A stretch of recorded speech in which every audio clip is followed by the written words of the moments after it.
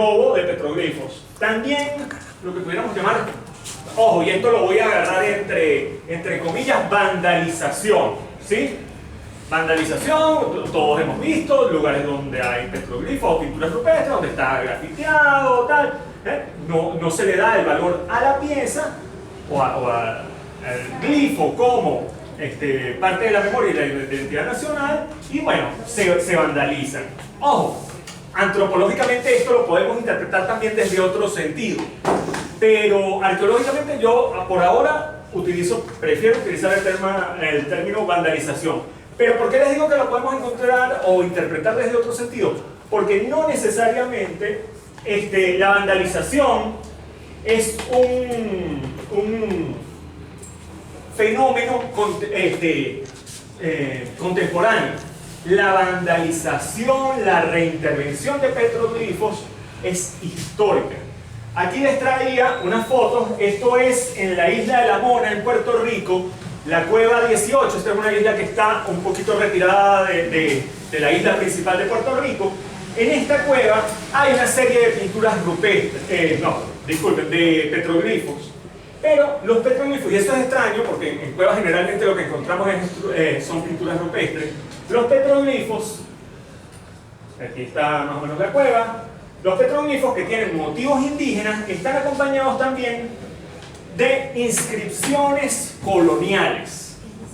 ¿Sí? Aquí dice Dios te perdone, ¿no? También encontramos cruces y tal. Hay como una intervención y es colonial. De hecho, está la firma y tenemos registrado quién fue el funcionario, el capitán de la isla que hizo o que ordenó que se hicieran estas intervenciones en la cueva, ¿no? Y también tenemos malas prácticas. Aquí está el petroglifo de la Julia. Ustedes pueden ver, el petroglifo ha sido pintado de blanco, ha sido pintado de azul, y también iba a comentar el caso de la cueva del elefante, donde también los arqueólogos vamos a meternos en el paquete, hemos intervenido de manera inadecuada petroglifos o pinturas rupestres, y todo esto genera algún nivel de deterioro. ¿Ok? Ahora, con respecto a los petroglifos, como decía el profe, no podemos centrarnos exclusivamente en el petroglifo o en la pintura rupestre, porque vamos con esa visión, vamos a los petroglifos, vamos a ver los petroglifos. El Parque Arqueológico Piedra Pintada, ¿por qué está? Porque están los petroglifos, vamos a ver los petroglifos. Pero hay todo un contexto, hay un contexto amplio, evidente y uno que no es tan evidente, pero que sabemos que es así, y como antropólogos tenemos que entender que esto es así, porque los petroglifos son obra de la acción humana. ¿Sí? Era gente que estaba ahí, era gente que vivía ahí, o quizás no vivía en el sitio donde está el petroglifo, pero vivía en algún lugar del entorno, comía, se organizaba, tenía vida humana, había grupos humanos, y de alguna manera, si somos antropólogos, no podemos únicamente hacer un fetiche de la pintura rupestre o del petroglifo, y tenemos que entender que esto está en un contexto mucho más amplio. De alguna manera, aquí tenían dos fotos. Aquí tienen al señor que todos ustedes conocen, Bronislaw Malinowski, hablando con indígenas de las Trovian. Y aquí hay otro señor que quizás algunos de ustedes conocen, que es Bere Gordon Child, en una excavación en un túmulo en Gran Bretaña. Piensen una cosa, el arqueólogo trabaja así con la cultura material, pero su intención no es simplemente conocer la cultura material, es conocer el grupo humano que produjo esa cultura material. De la misma manera que Malinowski hablaba y obtenía información directamente en las Trovian, Gordon Child obtenía información de la cultura material, y ambos, pero su intención, o nuestra intención como arqueólogos dentro de la escuela de antropología y dentro de esta tradición académica, no es solamente ir al objeto, sino a la gente y a la sociedad que está detrás del objeto. Esto es fundamental, ¿sí? Aunque primero obviamente hay que ir al objeto, ¿sí? Es como hacer una entrevista para los etnógrafos. La entrevista, sí, hay información ahí, pero la búsqueda va más allá de la entrevista. Habla de las lógicas, los significados sociales que se pueden extraer de alguna manera de esta entrevista. El petroglifo, sí, bueno, el petroglifo es interesante, pero nuestra búsqueda va mucho más allá. Vamos a la sociedad del pasado, a la sociedad que generó ese petroglifo. Ahora, con los petroglifos y con todos los glifos y todas las manifestaciones simbólicas, tienen un alto potencial porque generalmente son hechos bajo códigos para ser vistos, para ser leídos por todo el mundo o por pocas personas, pero el gran problema que tenemos es que tenemos los arqueólogos, y al hacer antropología, es que muchas veces hemos perdido ese lazo con el contexto, ¿sí? Digamos, las pinturas rupestres o los petroglifos, ¿cuál es una de las grandes dificultades que tenemos? La datación. Saber cuándo fueron hechas, y para saber cuándo fueron hechas, necesitamos un contexto o algunos métodos especiales para la datación. Existen algunos métodos especiales, pero tienen muchas dificultades y generan muchas dudas. Eso nos rompe un poco el objeto, la cultura material y la sociedad que lo produjo. Pero no porque se rompa, nosotros debemos renunciar a esa potencialidad que tiene. Nosotros como antropólogos no deberíamos abandonar ese trabajo. Quienes hemos hecho arqueología muchas veces los hemos dejado a un lado porque son muy complejos para trabajar y generan un nivel especulativo muy alto. Pero podemos hacer algún trabajo, yo considero que hay, de acuerdo a su potencialidad. Simplemente aquí les ponía algunos ejemplos contemporáneos que entendemos claramente porque conocemos los códigos de las sociedades o tenemos contacto para descifrar los códigos de las sociedades que los produjeron, como este mensaje que es Cristo vive. Cristo vive en una montaña, los grafitis en las calles, los mojones, los hitos de frontera, o algunos diseños en las losas de algunos edificios. Pero si no tuviéramos ese contacto con la gente que los produjo, seguramente tendríamos tantas dudas como las que tenemos con respecto a los petroglifos o las pinturas rupestres para trabajar con estos símbolos. ¿Qué es lo que quiero decir? Ojo, los petroglifos son complicados, pero no deberíamos... los petroglifos, y aquí hablo de toda el arte rupestre, si lo podemos llamar como arte rupestre. No me gusta la categoría de arte rupestre, además que hay otra dificultad acá. Pero no debemos abandonarlo, porque tiene grandes potencialidades. Con respecto a por ejemplo, acá, esa cueva 18 de la isla de la Mora, que es interesante. Estas son dos paredes de la cueva. Este es el techo, el de la cavidad.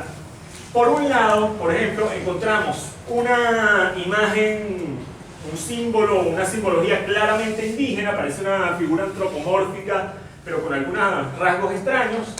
Y justamente enfrente, la pared de enfrente, esto es como un techo, está acá la figura indígena y justamente enfrente colocaron una cruz en el periodo colonial.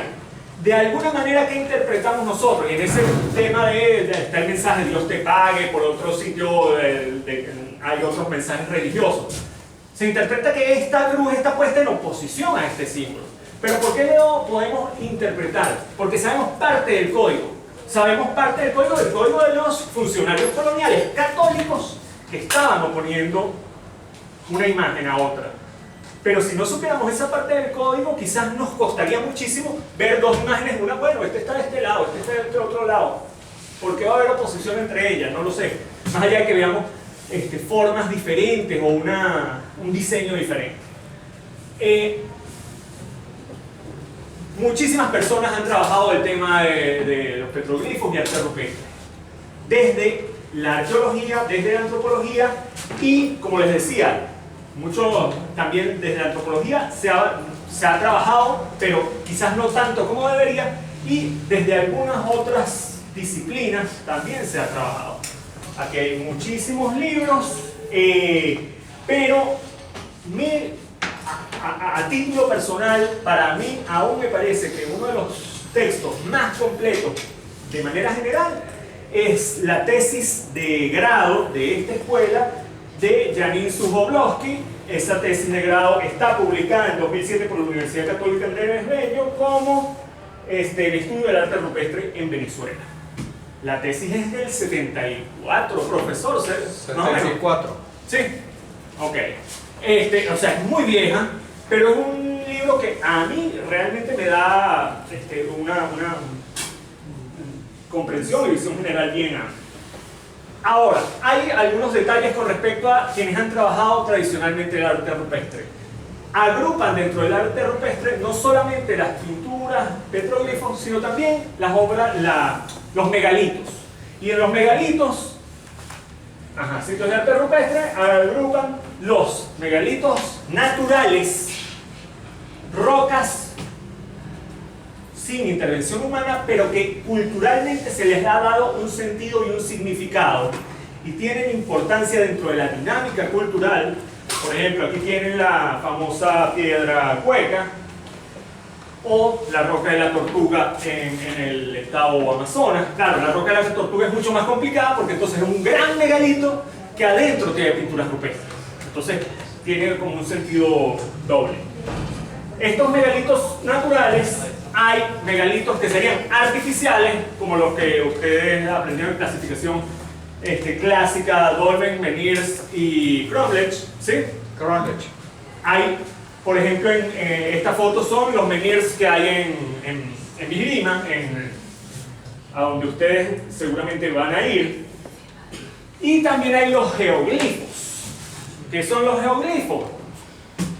Modificaciones importantes en el terreno, como aquel mensaje que veían en la montaña de Cristo vive, pero que se han venido realizando históricamente también por las sociedades precolombinas. En Venezuela, el geoglifo que ha estado registrado y que todo el mundo reconoce es solamente un geoglifo que está en Chirgua, ahí también en el Valle de Centrales.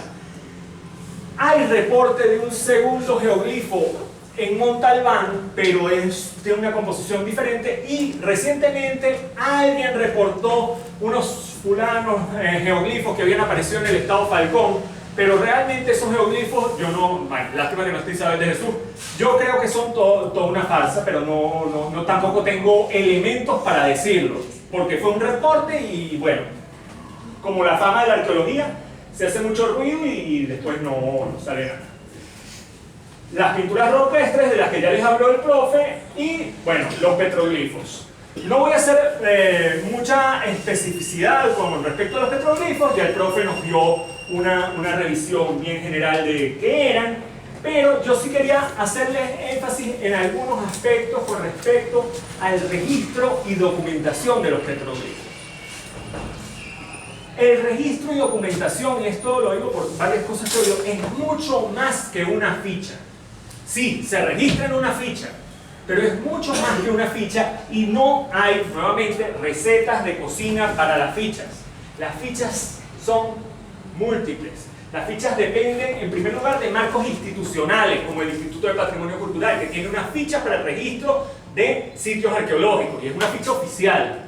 Pero también el ICANN, que es el Instituto Colombiano de Antropología e Historia, tiene una ficha diferente con la que registra los sitios en Colombia.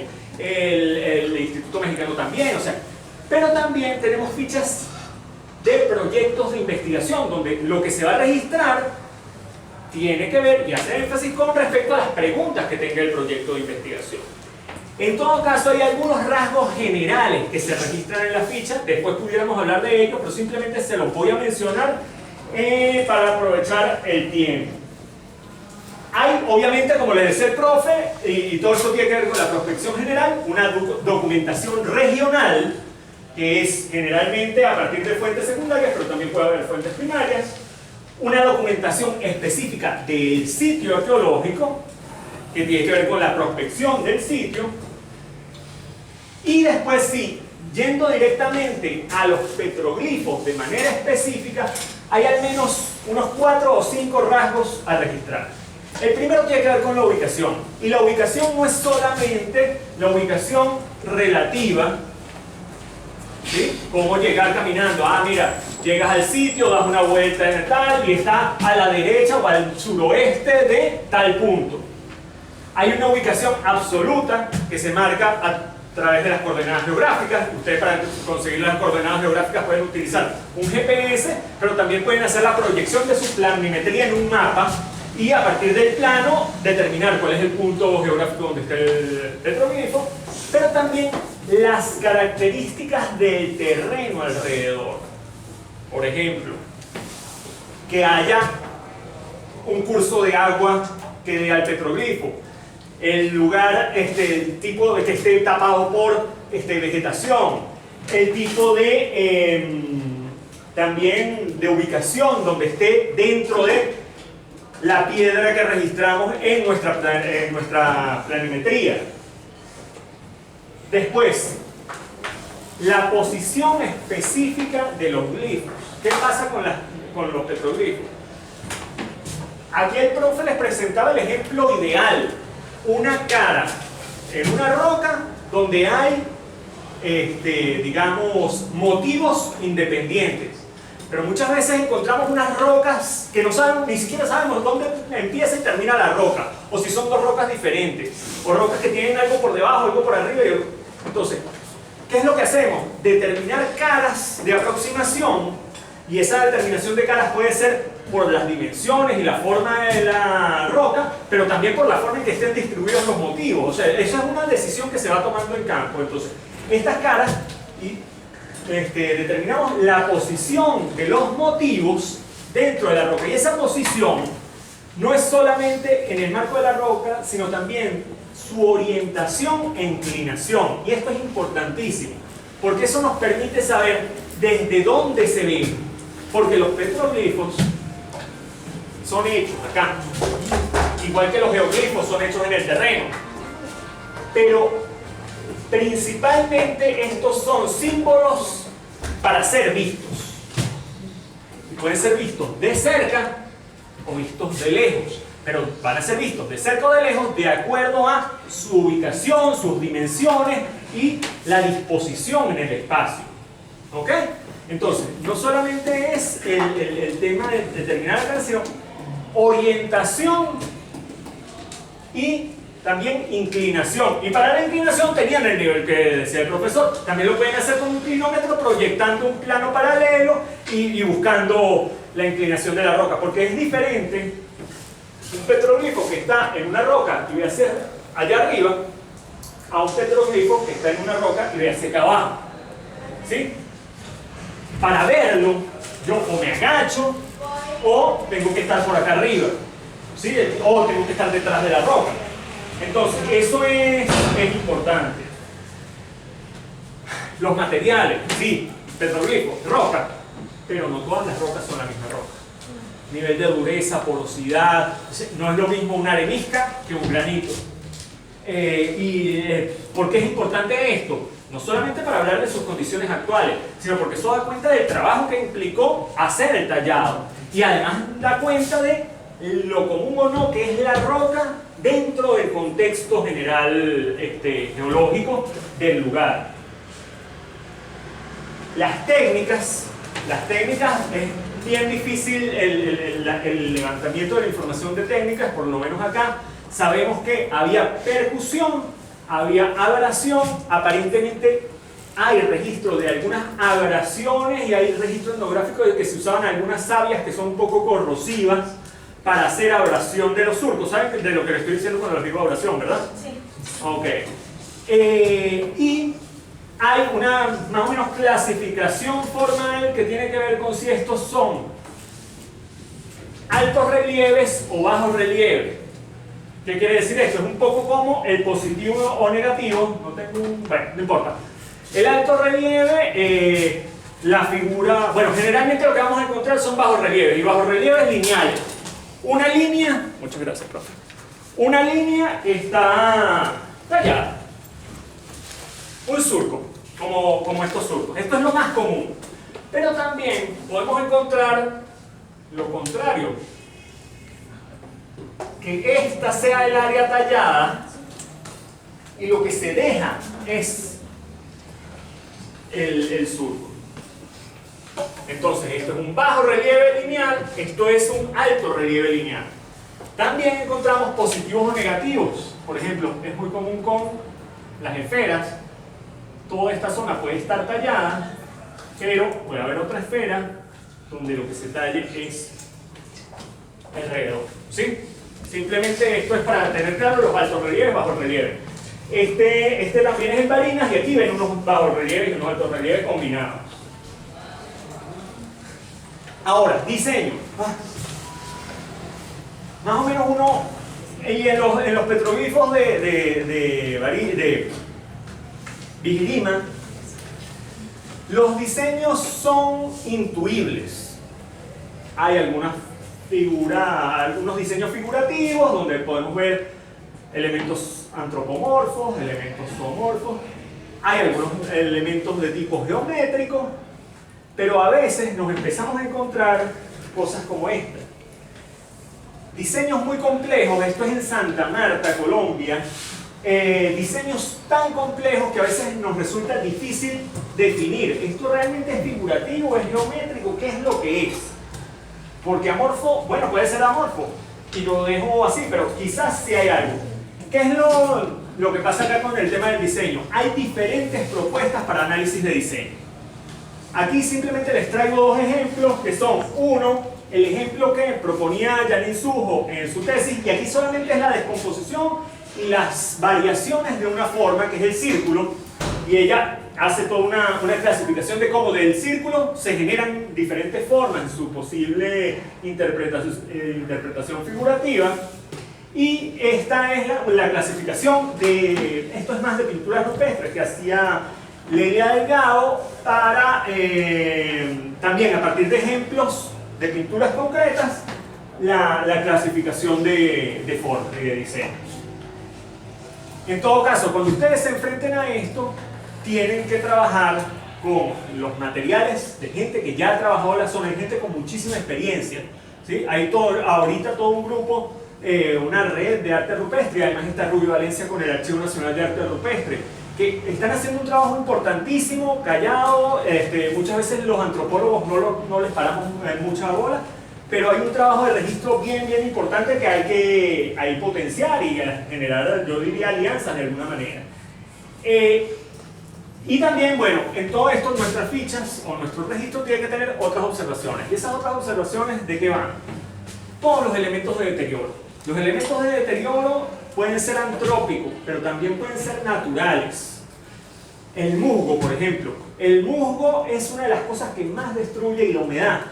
Más destruye a algunos tipos de piedra porosa, sobre todo la caliza. El granito no lo destruye tanto.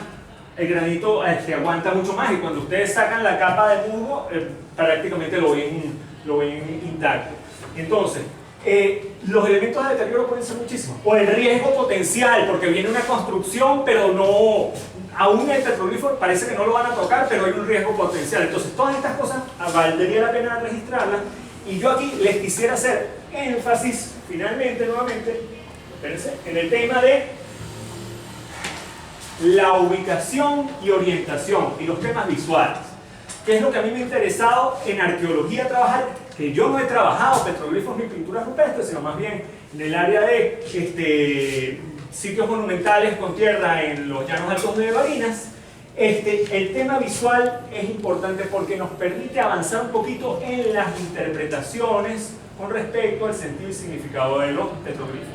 Aquí simplemente esto es un ejemplo de un caso en Cundinamarca, en Colombia, donde se hace la prueba y el registro de hacia dónde ve un petroglifo en torno con respecto a su orientación, el norte magnético y desde dónde puede ser visto, y se hace una serie de pruebas de proyecciones. Ahorita esto computarizado, con tecnología computarizada uno puede hacer esto, de ver dónde está el sol en el solsticio de invierno, dónde sale el sol el solsticio de verano, cuál es su recorrido, qué parte queda iluminada, qué parte no queda iluminada, dónde quedan las sombras, porque si sabemos del registro etnográfico que hay mucha relación entre estacionalidad, posición del sol y manifestaciones de tipo mágico, religioso, espiritual, a las que pueden estar asociados los petroglifos, ¿no?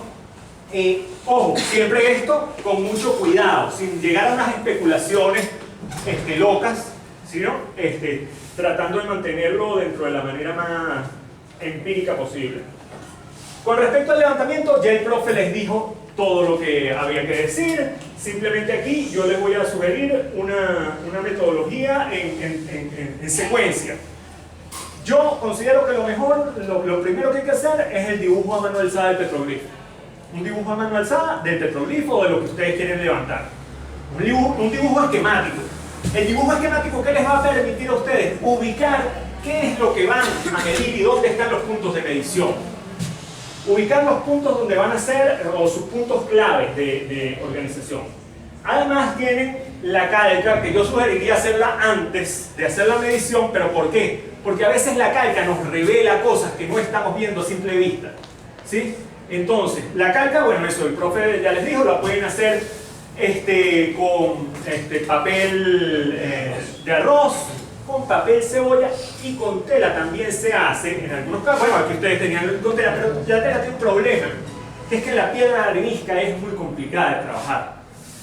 En piedra arenisca se ha hecho mucho en Venezuela. A mí no me gusta el uso de papel de plástico, de celofán, y el trazado con marcadores de las siluetas. Pero eso que genera, lo que nos decía el profesor, con respecto a que nosotros empezamos a trazar la silueta, o sea, nosotros determinamos por dónde va el rasgo, en lugar de dejar que sea algo más, entre comillas, objetivo, que nos revele dónde están los surcos, ¿sí? O sea, terminamos trazando lo que vemos y no lo que está. O puede ser que no lo que está. Además, el plástico, esto es importantísimo, con respecto a la mínima intervención en todo esto, procurar que si van a trabajar sobre el petroglifo, o sea, generar la menor contacto, cosas, no sé qué, lo que vayan a, por ejemplo, si van a fijar una tela, claro, la cinta plástica prácticamente no deja registro, pero lo mejor sería que no la usen. Yo les recomiendo que no la usen. Hay quienes dicen, no, pero puedes usar plastilina. La plastilina deja también residuos. Lo mejor, en mi experiencia, pero vuelvo aquí, esto no es una receta de cocina, es el limpiatipo.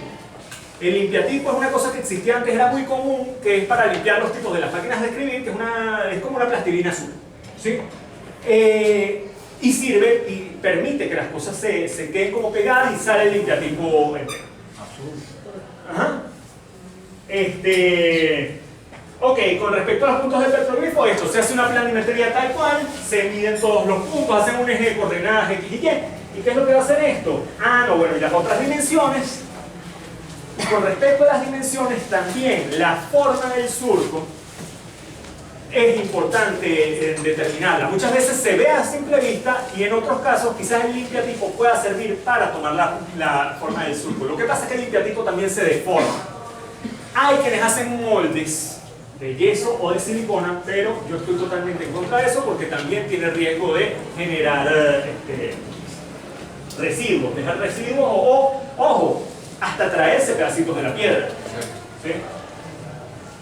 Bueno, entonces nos queda un gráfico así. Simplemente con respecto a la fotografía arqueológica, recordarles los cuatro elementos que decía el profe. Toda fotografía, ustedes pueden tomar las fotografías que ustedes quieran, además, generalmente para las publicaciones, ¿sí? Una publicación ilustrativa, hacen una fotografía sin la planilla, sin no sé qué tal, pero es importantísimo que las fotografías tengan lugar, fecha, quién lo está haciendo, tengan ese registro, además de orientación, inclinación, sí, sobre todo con respecto a la orientación al norte magnético y escala. Esto es fundamental. Y recordar que las escalas varían de plano en plano. Eso también. ¿Sí? Que no es lo mismo, como les decía el profe, que yo ponga la escala aquí, miren, o hace referencia a lo que está aquí, o hace referencia a lo que está allá atrás. Y si tengo dos cosas, tengo que poner una escala aquí y una escala atrás. Si quiero hacer una foto.